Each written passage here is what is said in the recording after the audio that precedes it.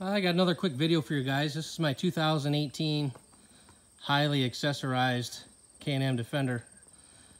Well, one of the questions I get the most, I think, is about my bed winch. A lot of hunters in my area here. In the bed I've got my gun scabbards where I can carry a couple of rifles. Then I've got my Can-Am Defender bed winch. Comes with 7 foot of wire cable, and I swapped it out for 25 foot of synthetic and an 8 foot remote. Last year I tore 2 tendons in my shoulder trying to load a deer, so I added this in here. And it's pretty slick. I'll show you how it works.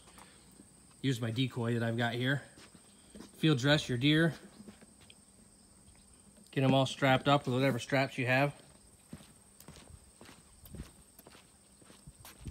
Fill your bed up. Winch will lift 750 pounds, so it'll do a white-tailed deer pretty easily. Grab your remote. Go all by yourself. Guide your deer up in here.